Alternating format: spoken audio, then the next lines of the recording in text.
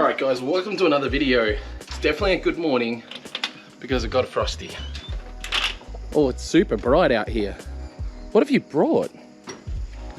Holy cow. Huh? Sea stuff. Oh, okay. All the stuff that was at the house. All the shit that I'd left at your house. Yeah. Ah. And this is to make life easier. Yeah, it's the mobile workstation now. Mobile workstation now. It's a Christmas present.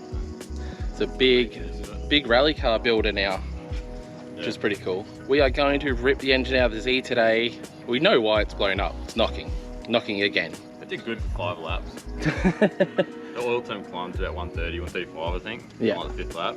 I just think, yeah, Wasn't there happy. was still a bit of gunk or something left up in like the journal or the crank maybe through the hole. I did clean it out with brake clean, but we knew it was just going to be hit or miss. Yeah. We took material away and then put standard bearings back in, so we were taking a shot in the dark. So. Yeah, we knew that. I said that from the start when we were dealing with the 370Z stuff. What do you think of the new rig? Weapon, mate. Manual too. Yeah, manual, Gem. tuned, E85 tuned. And it literally just, I need to put a rear end in it basically. Yeah. And she'll be a new Archie beater. Anyway, today we're going to be ripping the motor out of the 370Z. I was thinking about it just before and realised that I don't have an engine crane, so I might go and buy one of those today because I really need one. Pardon? It's one of mine. Yeah, I should have one though, I feel. If not, we'll just do it the other end, I'll drop it out the bottom. Yeah. What's easier? Well, the whole front comes off. What do you reckon? I think out the bottom's easier. Well, because we got a hoist as well. Yeah, well, if it's not in the way, then drop in the box and the engine out together. Yeah. And then, yeah, if we're getting the engine in a few days, it's not going to be in the way, it could just sit on stands. Yeah, well, realistically, so I'm heading off to Summernats today, Monday? Is today Monday? Or is today Tuesday? Again, I told you guys, it's this time of year. Okay, today's Monday.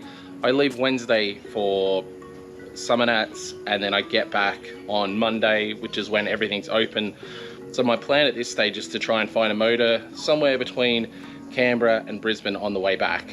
And then we'll be able to slap it back in here and happy skids. All right, we're gonna get into it.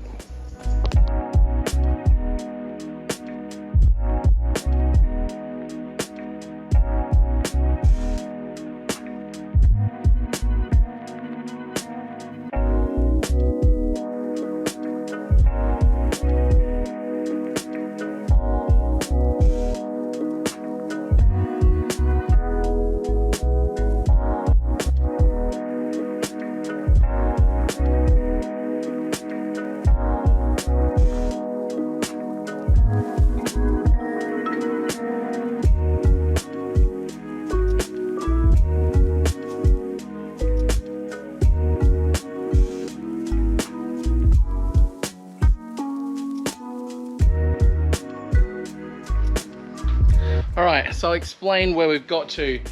We're kind of getting reasonably close to pulling this thing out, but we were going to drop it out from underneath, and then we worked out that it's with all the everything under here, and then we're going to have to pull the lower rad support off to do it, and there's just a whole bunch of like extra stuff to do, which isn't as easy as we hoped going out from underneath. So Frosty's just ducked off now to go get his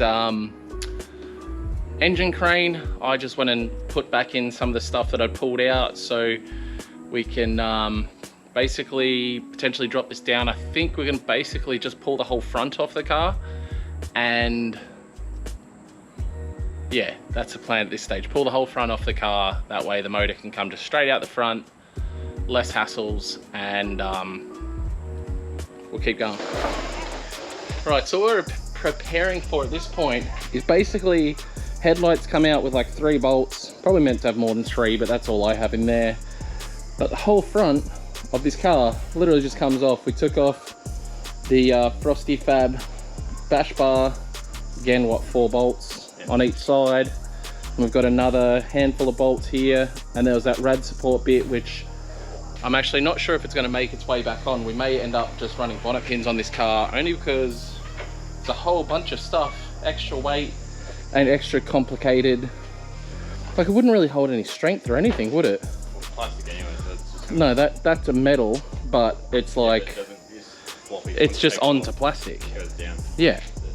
So probably going to end up putting bonnet pins on this car to get rid of the complicatedness. And yeah, we're about to rip this whole front off with all the oil coolers connected, everything all off at once. This is the cool bit.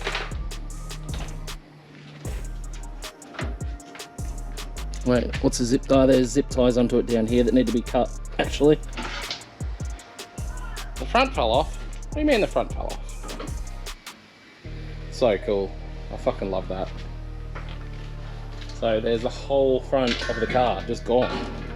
And that's why I think Ziegs are so cool, is because there's no bent rad support, there's no nothing. Even your lower rad support's replaceable, which is crazy when you think about it. The fact that, you know, you can just buy a new whole rad support, bolt it on. So even though you might see one of these, or especially my old 350Z, everyone look at it and think that it was destroyed, but all it would take is me going to buy some more plastic parts and just bolting it on. Even all the shit this thing's been through, all these parts, everything's all straight.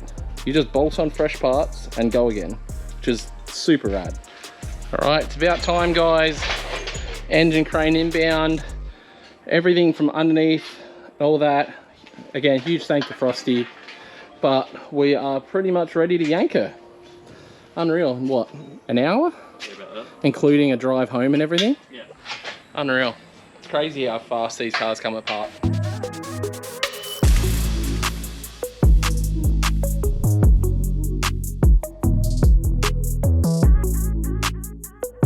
Alright, that's one project finished for now.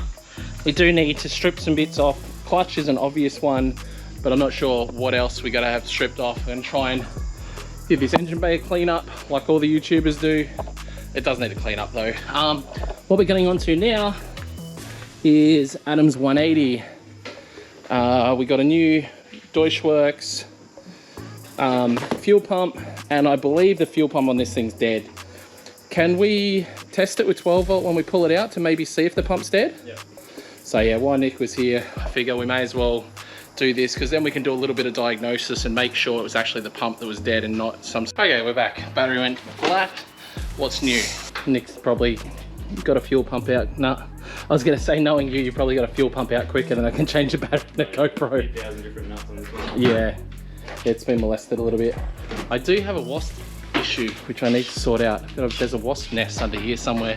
I'm gonna have to catch fire to it, so that's gonna be fun to handle at some point, as long as he doesn't sting us in the meantime.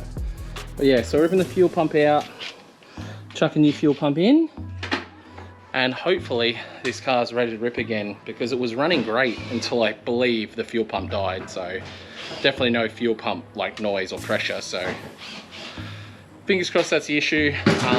Definitely on the hunt anywhere between Canberra and Brisbane, guys. If anyone knows a VQ37 for a 350Z for sale, definitely let me know. Hit me up via Instagram would be the best. Yeah, Luke Fink on Instagram. Fucking hell, what's the problem? Huh? It's fucking like baffles are fucking broken or something. No, that happens. That's normal. But no, the car was completely turning off. This needs a surge tank put in this car. Probably.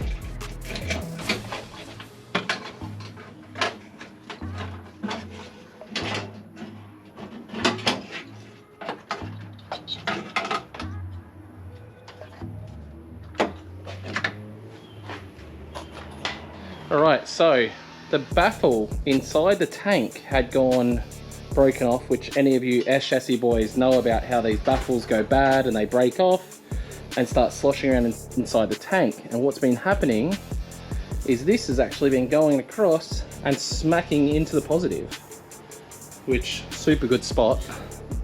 So we're still going to put the Deutschwerks in anyway, but it seems like the other pump's good. So what do we do with that? How do you keep a pump? You can't really. Can't run and dry, it's fine. We'll put it back in as long as it's got fuel when it goes back in. We need to burn that wasp. So yeah.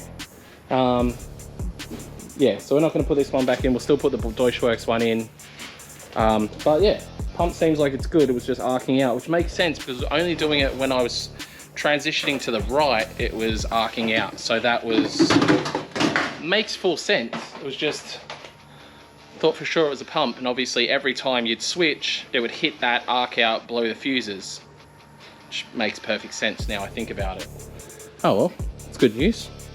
Get a new pump, Deutschwerks, whatever that is, 401, I know, it's a 400, Deutschwerks 400 we are putting in now. So it's just a bigger pump as well. Big unit.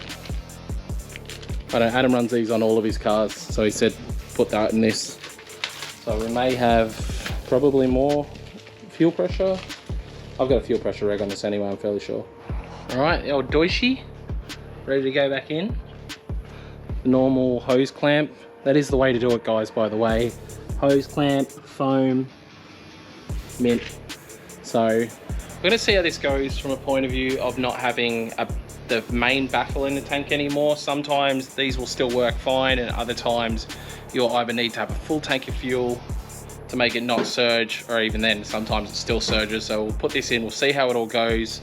I'll probably take it out on the 21st of this month at Archerfield, so if you are down there or if you don't know about it already, 21st of January, running a Saturday event at Archie Drift Park from 12 o'clock to 8 o'clock at night. So it's going to be a ripper. After the day's over, we're all going to head to the pub. It's going to be like a ripper day. Really looking forward to it. But yeah, I'll take this thing down, we'll give it a rip. Hopefully with any luck it won't do the surge thing, and we'll have no more cutting out now that there's not metal coming in contact with our wires and popping fuses all the time. So fingers crossed for that. We can give this thing a good rip, and then once we know it's mechanically good, then we can get it off to some paint. All right, we're all back together. We plugged in now? Yeah. All right. See if it makes, yeah, I put a fuse in already. Oh, hold on.